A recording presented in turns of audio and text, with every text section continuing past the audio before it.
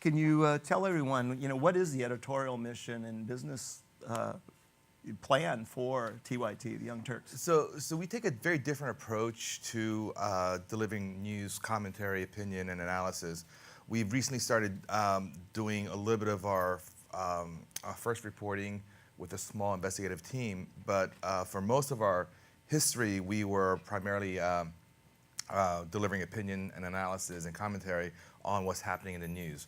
So we are unapologetically progressive. We don't try to hide it. We don't pretend to be neutral. We have a very particular take on issues. But again, we're very honest about that. But we're objective, so we don't fudge the facts. We see the facts as they are, we report it, and then we say, well, in our opinion, the facts mean this or that. So the other thing that we do that's untraditional is that we have a number of different hosts, and they're all allowed to basically share their own opinion. So we have a range from, basically your standard establishment Democratic kind of viewpoint, and it goes all the way to the left to like very, to the left of Bernie even, right? Where they think capitalism is bad, and we have to have corporations all shut down and made into like little, I forget what they're called. It's not a commune, but some sort of like Soylent Green? A cooperative, a cooperative where the workers own the corporation. So we have a range of opinions, and we have a range of ages. So some of the folks are north of 40, like myself, but there are a lot of people who are in their 20s and they have a very different take. So that's the approach that we use. We don't have anything scripted out in teleprompter. So the news anchor sometimes misspeaks. They make mistakes along the way, and then our live audience instantly fact checks them. And we see that, and we say, oh, sorry, we got this thing wrong. But it doesn't happen very often, but it does happen. And so it's a very interactive, kind of a deeply engaged audience that we create, and then they help create us. Now you say you have some north of 40. You actually have someone north of 80. And for those who don't watch the show, Dan Rather is one of their news anchors. That's right. So it was really exciting to work with Dan. And even though he's north of 80, our audience really, really embraced him. Because it's not really about the age. Our audience is really about, being unique and honest and authentic. That's what they're looking for more than anything else. So, when you see news reporting done on many of the cable news channels, a lot of it's scripted. It's written by a producer, and then it's read by another person. And even if that person generally agrees with what's written, it's not their actual words. So there's a sense of loss of authenticity and this, this genuineness, and that doesn't work so well with the younger audiences, with a lot of the younger millennials and Gen Z. Now, for our audience here, looking at media as an opportunity to get their stories out and to market, the growth in this online platform is very important, why we wanted to look at it today. And we did that same poll. We asked some questions, and we have a few stats to share. And 48% are starting to watch streaming content. Now, a lot of that obviously is going to be your movies and that kind of thing. But if we, delve a little bit further, next slide, please. 27% of people are starting to look at streaming news, a platform like yours. And then the last one, this is in the last 12 months. You're also seeing the impact that has on traditional media. People are giving up, cutting the cord, and getting rid of satellite and just going online. And I mentioned demographics earlier, and I was really excited when we got Stephen for this program because I had listened to the Young Turks, Cenk Uygur, who is the screaming guy there. He screams a lot. Yeah. Back on satellite radio in the early 2000s. And I never heard of the Young Turks for years after that. And then my son, during the 2016 election, he's 18 now, but was coming down after playing video games and going on about Cenk Uygur and the Young Turks, and he was a Bernie bro. And I didn't even realize you were out there on the online platform. He's watching it on Xbox. So talk a little bit about your demographics, because it's quite unique compared to the cable news channel. Yeah, so so on cable, the median age, this is the median age for MSNBC and CNN, those guys, it's roughly around the 62, 64-year range. For Fox News, it's 68. And Bill O'Reilly's show has not been canceled, but when it was on, that was the #1 show, and their median age was 72. So it's a very aged demographic. Our median age is 28, so that's a function of a couple of things. It's a function of the content itself, but it's also a function of the platform that we're on. So I'm sure if Fox News did a YouTube channel, the folks who are watching it on YouTube would be younger than people who are watching it on cable. So there's a couple of things going on there. And our demographic really kind of, it skews male, and we're mostly in the US, but we have a global audience. So it's really interesting when I travel overseas and we run into fans, because for folks living outside the US, they've never really heard of CBS or ABC. These are just letters to them. They don't really know, but they've watched us, they've seen us. So in their minds, you know, we are US news in some ways. So that's kind of interesting take on it. So. You talked earlier about, you know, the being authentic, that you're unapologetically a progressive channel. Yeah.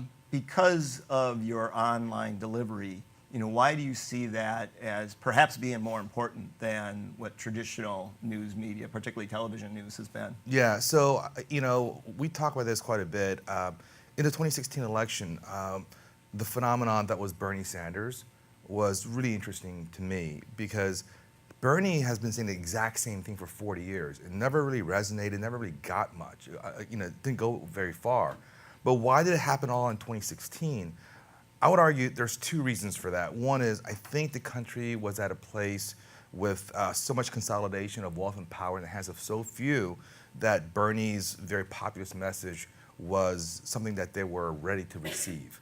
And secondly, the message could not have been delivered by the traditional news vehicles, because they were very mired in the traditional Democratic versus Republican fight.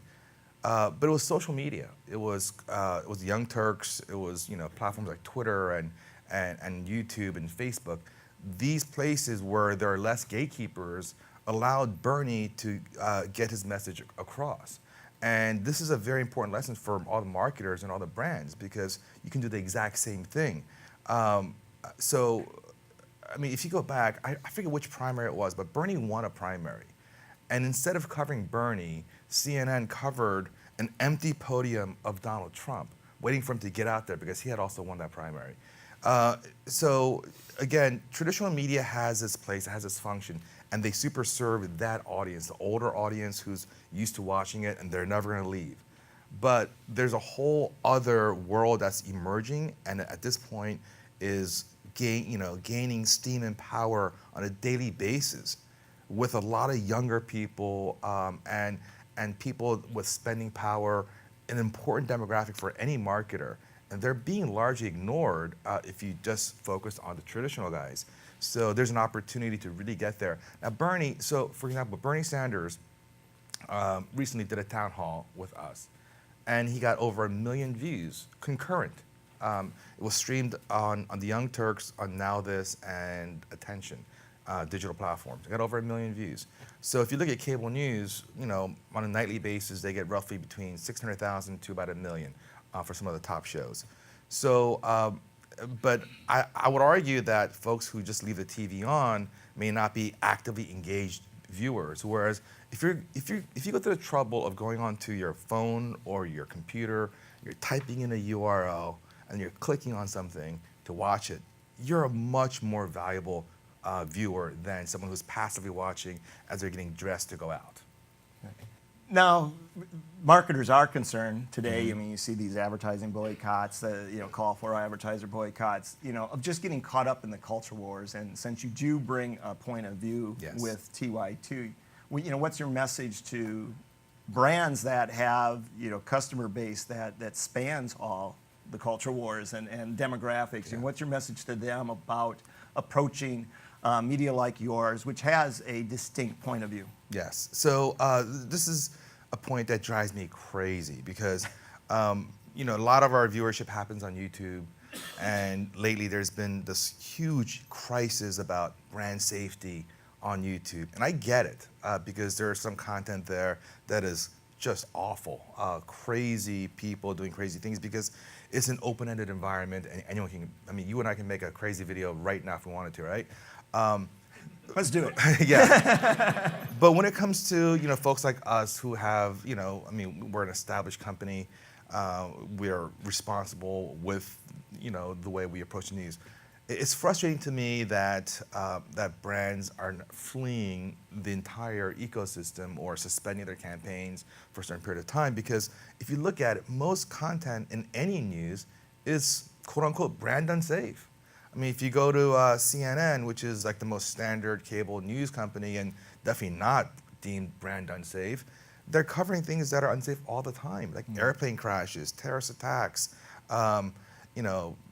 burning down, buildings burning down and people burning up inside.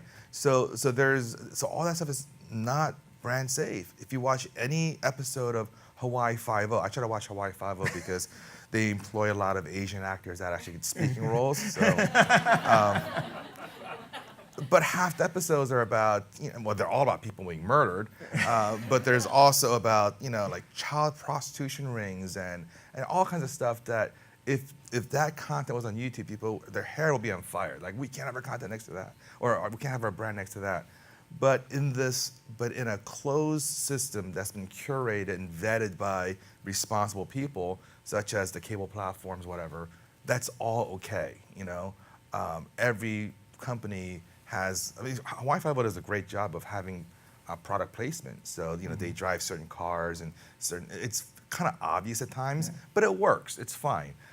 So I just wish that brands would be more intrepid and courageous and fearless about approaching these different places. So if you're a brand and your ads are appearing across a bunch of content on YouTube, and one time it appears before, let's say, a Nazi website, I don't think people are going to think, oh my gosh, that brand supports Nazis. They're going to think, oh my God, that brand, that poor brand, their ad got stuck into the stupid Nazi video. But that brand then becomes visible, right? So I don't know that that's such a horrible thing, and YouTube's going to keep making the process better so that does not happen, and it rarely does. But they serve 1 billion views a day, so they have mass scale, and they have the ability to reach a lot of audiences that you can't otherwise reach. So to give up on that platform because one ad might appear one time, and that's an if, right? That seems very, very short-sighted to me. Yeah, and it seems like, it is the platform and that demographic of that audience. Yes. You talked about, a stark difference. You're talking 40 years difference Yes. between median age of who you're reaching and who the traditional cable news networks are reaching. And we were talking last night just how your authenticism is so critical to keeping that audience. That to a certain degree, your loyalty is that authenticism to keep the viewership rather than to the advertiser to keep the dollars rolling. Can you talk a little bit about that? Yeah, so we've always maintained the view that it's audience first. That's who we are serving. We're not serving necessarily advertisers. We're not serving corporate overlords. We're serving the audience first because we think that is actually the best way to do business, because from that everything else flows. So back, I forget what year it was the BP Gulf spill, the big disaster in the Gulf of Mexico. Right after that happened, one of the other big oil companies wanted to do a sponsor segment with us where we talk about how great oil companies are for the environment because they give some money for certain sanctuaries in the ocean. And we said, no way, we can't do that deal. That would make us lose all credibility with our audience. So yes, I have to give up this nice $500,000 sponsorship opportunity, but we can't do it. And that's the way we approach it. We don't work with every single brand because it doesn't work with our ethos, and our audience just would reject it. On the other hand, with the brands that we do work with, our audience loves it, and they go to that brand because we have, in essence, for our audience, vetted this brand as being a good actor that is socially responsible with a good product or service that we care about. So, the way we see it is that we don't have to work with every single brand, and working with a brand where we just take their money and doesn't work with the audience doesn't do anyone any good. It doesn't do the brand any good to just waste their money on us. It doesn't help our audience because they don't like to see this. And for us, we get this short-term bump in our revenue, but long-term, it's not good for us. So we choose carefully who we work with. So it almost sounds like you take a social investor's approach to working with advertisers. You vet them according to what you have deemed, are the principles that you subscribe to. That's exactly right. And shared values. Yeah. Now, the flip side of that, and it kind of came up in the first panel, is this idea of, everyone's just tuning in and being confident in their own viewpoints because you can select the channel and you'll never hear someone challenge you, and how that can be detrimental to a democracy. What's your response to that? The whole idea of just being confident in the confident bias that you have. Yeah, I think that's a very fair point. There's two things happening at the same time. Without gatekeepers on the internet, because there aren't any, anyone can create whatever they want. So it's good in the sense that now you have different viewpoints. It's bad in the sense that there are no gatekeepers. So you could have crazy viewpoints, and it's the internet, so you're going to find certain percentage of people who are going to flock to that viewpoint, and they're going to deem that viewpoint as being normal and okay. And no matter how crazy your viewpoint is, on the internet, you're gonna find 5,000 people who agree with you. So they feel empowered. So there's definitely an issue there. We are trying to do what we can to be as responsible as possible. And we also understand that that we ourselves might live in our own little bubble of our progressivism. Our company mission is to constantly challenge everything, including ourselves. So we want to challenge, the status quo, challenge conventional wisdom, and challenge, the establishment, because we just think that there's got to be a better way, and the way we approach the news, and the reason why we have such a large and dedicated following is that we really feel that the news media should be a watchdog against power.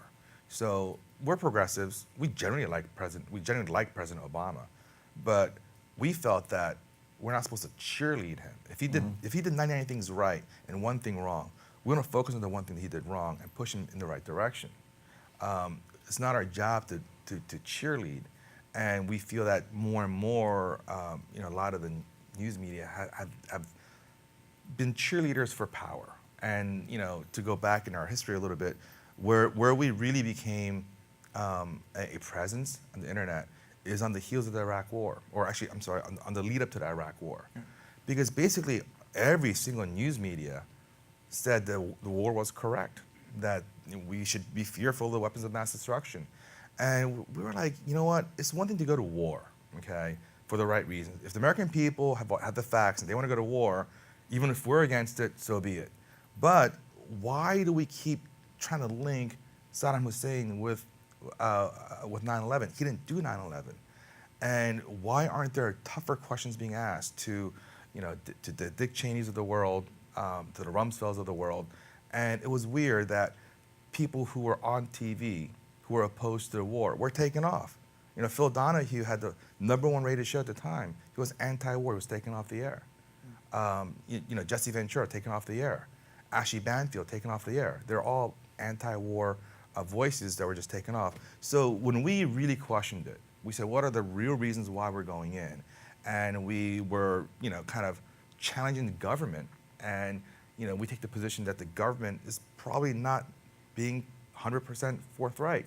and we want to push and push and push and get to the truth, that is what really elevated us with our audience. And that's when we really, really grew, because they thought that there was a media outlet that was really challenging power. And that's kind of the backbone of who we are and who we've always been. And today, now it's not so uncommon to challenge the president because of who he is, and he deserves to be challenged by everyone, I guess. And a lot of the cable news guys and everyone is we're all kind of on the same page at this point. So there's a less of a distinction right now. But during the Obama years, there was more of a distinction because we don't hold back just because he's so quote unquote on our side or he's a Democrat. We take an approach that we're going to treat everyone the same and hold them to account. Now, we talked last night too, and I want you to share kind of a case study, because some are probably like, okay, we don't want to be put into cooperatives and we're scared of approaching these guys. It seems like maybe we will be in the culture war. But you do offer a lot of unique opportunities for brands to reach this young demographic. And if you wouldn't mind sharing the story about American Express and how they used your platform, but also how you had to coach them to make sure that content was going to resonate on your platform. Yeah, so we did a really interesting project with American Express. So everyone's kind of heard about the perils of payday loans and how you go out and take a $300 loan, next thing you know, you owe them thousands of dollars. It's so hard to dig yourself out of it. So American Express spent some dollars to create this really nice documentary about the plight of payday loans. And the reason why they did that is twofold. One is to shed light on that issue. Number two, they have a competitive product. Okay, so instead of using a payday loan, they want you to use their product, which is a much fairer way of accessing credit if you're poor. And they hired participant media and an organization called The Audience to help get as many eyeballs as possible on this mini doc. And they thought, let's not do the traditional documentary festival circuit because that's not where poor people go. And they thought, well, if you put on TV, it'll air once and that'll be that. And they wanted to get as many views as possible. So they went to YouTube and said, who should we work with? And they said, of course, you should work with the Young Turks. They worked with us, and this documentary wound up getting about 13 million views over a period of 2, maybe 3 weeks. We also held a really nice Q&A at the Hammer Museum in Los Angeles with a panel of experts on banking and finance. The whole event was really nice. But the interesting part is the documentarian, he's an artist, he's an award-winning documentary filmmaker. For whatever reason, he put in 6 seconds of black at the very beginning of the documentary. He thought it was important. And we told him that's just not gonna work. No one on YouTube is gonna watch 6 seconds of black for any reason. They're gonna think there's something wrong with the video, or they're gonna just click away. And he was adamant that we keep it. I said, look, you can keep that for a cinematic release where people are stuck in a room, they can't leave, they have to watch it. But if you put that on the internet, no one is gonna watch it, okay? I'm not gonna watch it, okay? And they finally relented, and it led to what was a very successful campaign.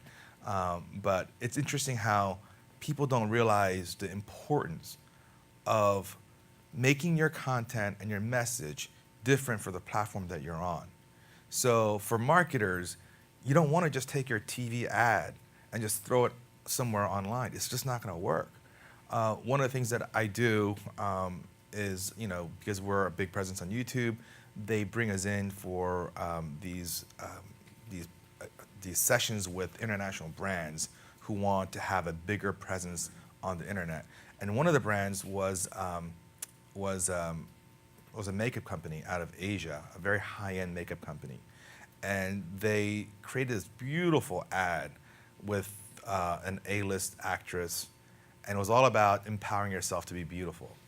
And they said, what do you think of this ad? I said, well, that ad's a total failure for YouTube. And they couldn't believe it. Like, but she's so famous and so popular and so beautiful. I said, exactly. That's why. That ad is perfect for TV. It would look great on television. But on YouTube, people aren't going to feel like I could be her. They can't. They're regular people. She is this perfectly beautiful, perfectly coiffed person with an entourage of people that always make her look perfect. And, you know, on YouTube, there has to be the sense of authenticity. They have to feel like I could be her. And they have to feel this connection to that person. So I said, just get a YouTuber who is not necessarily like beautiful, but like nice looking. And someone that the other people can aspire to be like her. And they're very surprised, and that campaign, so they did that, and then they did a separate campaign with us because I was shocked to find out that in China, there was this notion of leftover women. So if you're north of 27 years old and you're not married, well, you're just a leftover. All right, it's unbelievable. But so this makeup company wanted to challenge that notion and get people to believe, no, they're not leftover. They're just slightly older with more experience, probably smarter, right? So we wanted to destigmatize the leftover women. So we did a whole series with them about, and we were profiling Chinese women in China who are older than 27, who've done great things. So that was another very successful campaign. And so these kind of organic campaigns where there's like a positive social message attached to it or some sort of social good attached to it have worked out really, really well for us. But even for straight up campaigns where there isn't that kind of messaging, it's just getting to the audience at scale, because we have roughly 200 million views a month, and I believe about 75 million unique viewers. It's a very large audience set, and again, a very engaged one. So a lot of campaigns have worked well. Well, and I think the American Express example, there's a number of people here who, focus on a business-to-business audience. Mm-hmm. And traditionally, television in particular, you could never tell the complex stories that you need to tell when you're focused on business-to-business. And there you're saying it was a 30-minute, mm-hmm. documentary, minus 6 seconds of black. Right. Which, would be beautiful. But this is a format where you can tell a more complex mm-hmm. story, and again, connecting with a younger audience, I think that's a real opportunity. But what also hearing is, this idea of the internet is unfiltered. Yes. That's why this group of viewers like it, why they like your show, Truth to Power, essentially, mm-hmm. right? It's supposed to be unvarnished, unfiltered. And it sounds like brands have to embrace this idea that they have to be a little bit unfiltered as well. Would you agree? I totally agree. And, I don't purport to know better how brands should market themselves. But I just feel that brands have an opportunity to really try different things now. I mean, back in the day, there's only 3 channels on TV, right? The 3 networks. So then it made sense to be as vanilla as possible because you don't want to offend anyone, right? But now that doesn't work because there's so many choices. I mean, all the different channels on TV as it is, plus an infinite amount more on the internet. So you have to pull people in, and especially with millennials. I'll tell you another really quick, interesting story. In addition to the makeup company that we work with through Google, we work with a candy brand as well on a separate occasion.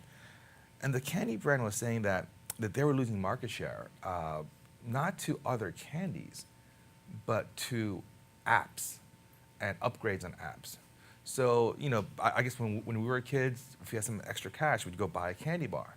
But now kids don't really do that. They would rather spend an extra $1 or $2, buying an extra life on their video game or getting an app or whatever, right? So they were thinking about rebranding, or they're not going to get rid of the candy, but they're going to create content around candy, using candy as characters to create video content. So that was a very interesting notion there. Why did I bring this up? There was a very important reason why I brought this up.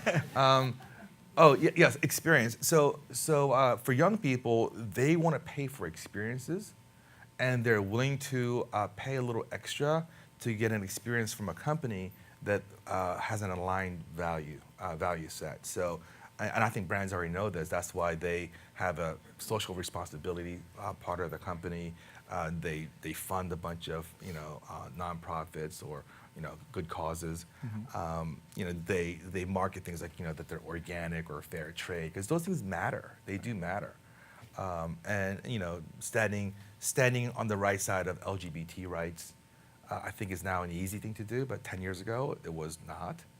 People were trying to avoid anything LGBT related. So I think the younger people, they're always kind of ahead of us, and I don't know where they're going to be, but I would just tell the brands, you can never be too progressive. Because the younger audience, your potential customers, are probably already there. Great. Yeah. Well, I'd like to open it up to the audience for some questions. Right back there. Oh, thanks. Great panel, by the way. I did not know about Young Turks, but I just pulled up your website. And great website. You are definitely not bipartisan, by the way. I work for an environmental NGO, and I head up our global media. So I'm really interested if there's any content on your network that's related to sustainability Yes. or the environment, just because we know that if we don't get millennials engaged in this, we're pretty much screwed. So I'm just wondering if you have content directed towards that. Yes, so environmental responsibility and sustainability and global warming and pollution, that is a huge part of who we are and what we cover. Just recently, I launched a show in partnership with Verizon, where we sent 2 people to the North Pole, and they lived there for about a month and a half, to really document the impact of global climate change at the poles, where it's happening faster than ever. And it wasn't just about, oh my gosh, hair on fire, let's all panic. It was about, well, how is it actually changing the lives of people who are living there? So one of the things that I didn't even know about was that the permafrost is melting, which means that all these towns are just collapsing right into the ground.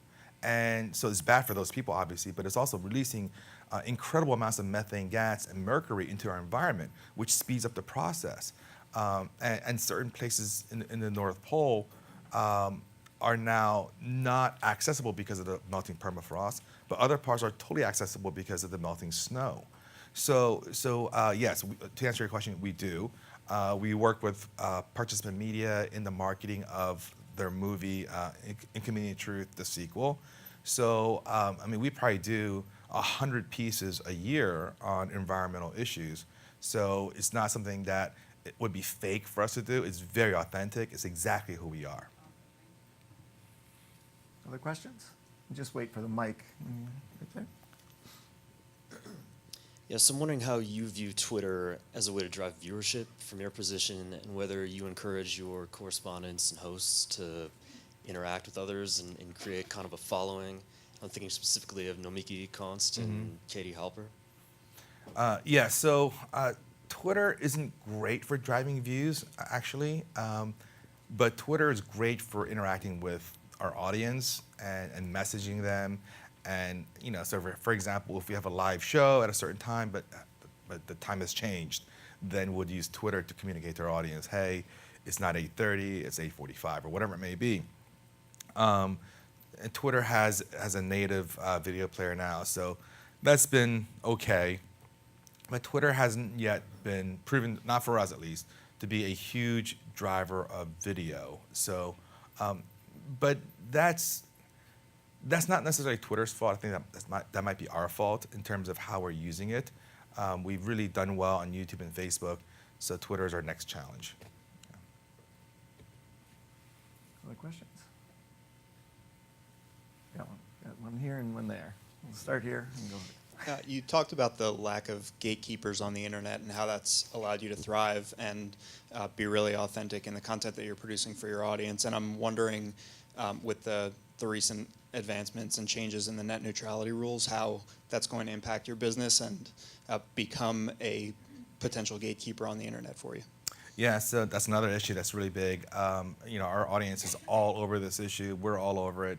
net neutrality is huge for us because it's our lifeblood. And yes, it's a real concern that, if some, telecom doesn't like our viewpoints about their recent merger, for example, they could just throttle our network and slow our content down. So, so that's a concern. And, there are potential solutions. Municipal broadband is one of them, but that's not going to happen. That's not going to happen overnight, obviously. And maybe we are still too small for them to target us. Maybe they're going to target their competitors like Netflix or Hulu or whoever it may be. But yes, net neutrality is a huge issue for us. We cover that nonstop. Question over here. You mentioned the appeal to millennials of Bernie Sanders. You also mentioned Dan Rather. Another surprising internet rock star is George Takei. Yes. It's kind of like the cool grandpa thing. Yeah. I don't. Would you comment on that? I mean, it really does seem to be, a trend of sort of these, kind of fun elder statesmen, if you will, Yeah. having appeal to millennials, and I don't know, maybe to Gen Z too. I don't know, but if you would comment on that, please. Yeah, I think there's a couple of things happening there. They're older, they're grandpa, so they're harmless in some ways. They're not dangerous, right? And because they've already kind of made it, they don't seem to be like pandering or have an ulterior motive. They seem more authentic and more genuine. And who doesn't like a fun, cool grandpa that is, up with the times? And so I think that's what's happening there. Yeah. I know the older I get, the cooler I think old guys are. Every year, they're cooler. Yeah. Questions? In the back there. Hi, I have a question just about how you work with brands, and I'm going to use the example of the oil company since you talked about it. So if someone from, let's say, that oil company comes to you and wants to work with you, is there a willingness to work with them on your terms, or are you just willing to exclude all brands that just don't agree with your values at all? No, we would work with them if it makes sense. So, but here's what I don't want to do. I don't want to just take their money and just take it, right? And deliver some nonsense that's not going to work for them. That's just because then it's just a one-off deal. We want to create relationships with our brands just the way we create relationships with our audience. So we're going to create a comprehensive program that works for the brand and works not just once but repeatedly. So that's the main goal. If there is some, let's say, big tentpole event that you want to do some marketing around, and it's like a one-off project, we're open to that as well. And it depends also on, so oil companies, that's a little bit tricky. But for example, you take a brand like Coca-Cola. So I personally love Coke. Coca-Cola. Yeah, I was wondering. Yeah. But they get criticized by some folks about how they take water from too many places, and that's a sugary bad drink. So do I want to say drink Coke, it's great for your health? Of course not. But if they're doing something that's really good, then yes. So for example, Pepsi. We're talking to Pepsi because Pepsi has a huge market share in the Middle East, including Saudi Arabia. It turns out in Saudi Arabia, 70% of people who get a PhD are women, but only 1% of them can get a job. And so Pepsi felt that as a brand, they can do more for women than even the government can because they're captured by customs and culture and all of that. So they wanted to do a campaign around, why it would be great for everyone, for the women who are being hired, for the companies who are hiring them, and for the families who are going to benefit from another source of income. And to normalize the notion of women working. I mean, why have all that brain power and then waste it, right? So it's bad for the society to not employ women. So I thought it was a great campaign, and this is not a campaign that we wound up doing with them. It's something that they wanted to do. I don't know if it ever got off the ground, but like those kind of things we would absolutely do, no matter what criticism Pepsi might get for having a sugary drink that's bad for your health. Now that we have that I Love Coke as a sound drop, I think we can get some discounts on TYT if anybody's Yeah. interested. Right. Other questions from the audience? Well, you're thinking on one. You call your viewers members, the ones that pay for the full program. Tell us a little bit about that thinking. Why not subscribers? Right. So Cenk always says, we're not the Young Turks, you're the Young Turks, to our audience, and he's genuine about that. He really means that. So we have a couple of business models for revenue. One is advertising, obviously. The second one is membership. So we have a number of folks who pay us between $10 and up to $1,000 a month to be a member. And what they get for membership is, some content that's exclusive just to members. They get access to us. So folks who pay $1,000 a month, they're considered executive producers of the show, and they get a monthly call with Cenk or me or someone else in the staff that they want to talk to. Usually they're like really rich people who want to give us advice like, you guys should start TYT Malaysia or something like that, right? Like, sure, sounds great, yeah. And they'll say, I can't believe Trump said this and did that. I'm like, yeah, I can't believe it either. And they're just, like super fans of the show. And it goes all the way down to $10, which is our base membership. And the reason why we call them members is because, we really feel like they're members of our family, of our community. And, we take what they say very, very seriously. And,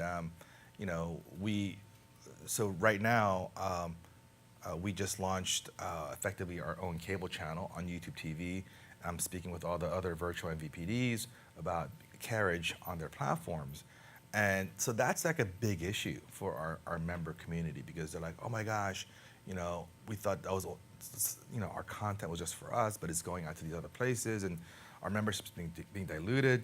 So we're to speak to them, like, hey guys, that's not what's happening. The content is there, but the access isn't. This is really about access to our community. And we have live events. When I travel, I might have like a random members meet up at a bar. They come out and hang out with us. Cenk and I were in Dublin for a meeting with a brand, and he just tweeted out, hey, I'm at this bar, come have a Guinness with me. And within an hour, we had like 80 people there. So that was kind of cool, right? Yeah. So that's one of the things that we do with membership. Yeah. That's awesome. Completely different than Yeah. the old world. Yeah. Any other questions from the audience? There's one. Hi, obviously your demographic is very tech savvy, but how do you approach issues in the technology industry which you may not agree with, or which you may see as potentially damaging down the road for consumers? What do you mean by that? Dangers of artificial intelligence or privacy issues and tech addiction, things like that. Yeah, so we have different genres. Our main show covers the daily news cycle, the main politics and breaking news kind of stuff. We cover that. But we have different verticals, one of which is a tech vertical. So we do cover some of those issues. But if the story is a big story that everyone's talking about, then we'll cover it on our main show as well. We cover everything from some of the overindulgences of Silicon Valley, privacy issues when it comes to Facebook, the gig economy with Uber and Airbnb and Lyft and all of these things, and how that's impacting our society, how it impacts our economy, and what do these historically low unemployment numbers really mean when if you're working just for Uber, are you employed or not employed? I don't even know what the definition is. So we see the intersection of technology with everyday life, and we cover all those issues. All right. Well, that wraps up our session. I appreciate your time, Stephen. It was awesome. Pleasure being here. Thanks.